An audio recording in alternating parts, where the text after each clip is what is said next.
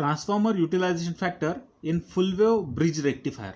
Now to calculate TUF in a full wave bridge rectifier is the simplest thing, very simple.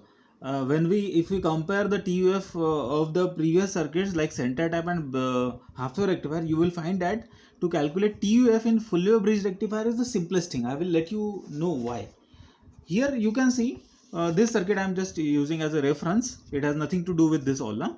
So here you can see the simple circuit of full wave rectifier is this, and here primary and secondary of transformer is not very much complicated, like there is no center tapping, or there is no only for first positive half cycle current is flowing in one part, and for second or negative half cycle current is flowing in another half. It's not like that. Here always whenever there is a current, it will flow through complete winding, and also we can say that whenever there is positive half cycle, current will flow in the same direction in primary as well as in the secondary. So that's why there is nothing difficult thing to calculate the TUF in full wave rectifier. Let us go through this our main equation.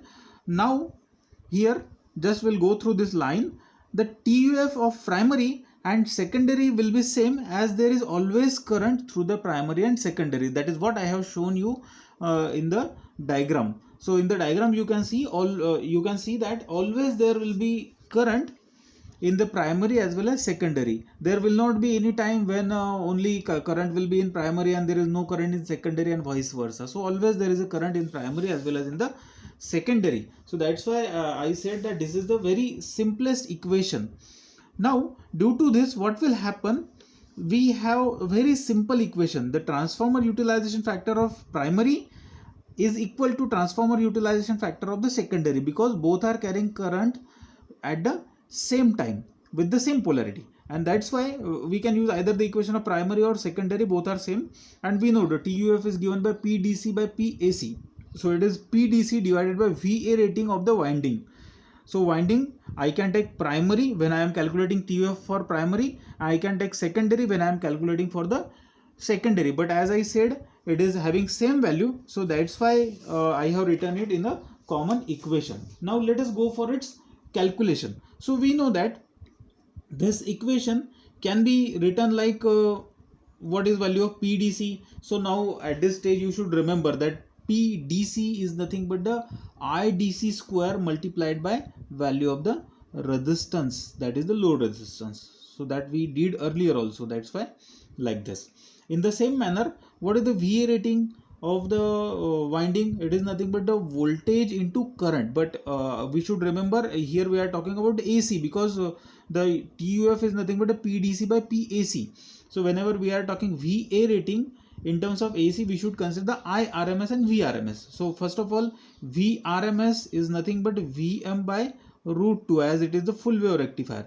In the same manner, IRMS, it is nothing but IM by root 2, as it is the full wave rectifier. Now simply solving this, I think this we did earlier also in one of the equation before. So here I will directly put all the value. So instead of IDC, what I can write, we have the equation of IDC in full wave rectifier is equal to twice IM by pi. So that's why instead of IDC I can write twice IM by pi. Now it's square, because it is square here, multiplied by value of load resistance, divided by, instead of VM, what I can write, instead of VM I can write IM, right? So it is IM into RL, right?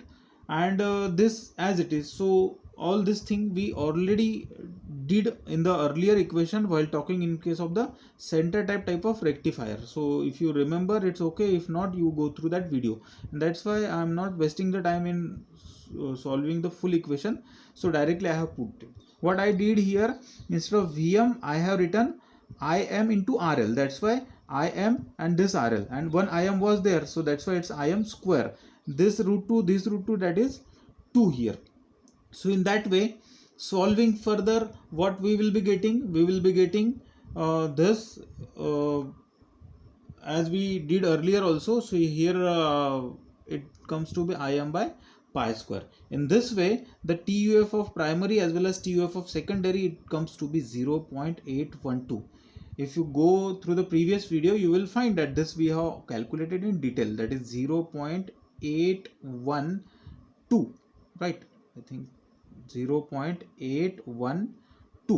So this is nothing but TUF of primary as well as TUF of secondary. But if you remember, in such type of circuit, what we do, we take the TUF, transformer utilization factor average, which is nothing but the average of TUF of primary plus TUF of secondary. So it's average, but here we have already written both are same, so we need not to worry. It is 0.812 plus 0.812 divided by 2, so it comes to be 0.812 itself. So in this way, finally what I want to say is that the TUF in case of the full wave bridge rectifier, TUF in case of full wave bridge rectifier is nothing but 81.2%. So this, you can see, this is the highest value of the highest value in terms of percentage in which the transformer is utilized. If you remember the previous videos, we have calculated the TUF in case of full wave center tap type of rectifier and half wave also. So if you do not remember, let me show you. This is the equation we derived in case of half wave rectifier, and in half wave rectifier the TUF value we have got is 0.287%. 287 means 28.7%. If you remember, the value of TUF in case of center tap type of rectifier we have got, and that was 0.693. It means 69.3%. And this is the value of TUF in case of full wave bridge rectifier, and it is coming to be 81.2%. So this is the highest value of TUF. So this you can add as the advantage of full wave bridge rectifier, that the transformer is utilized to its maximum level.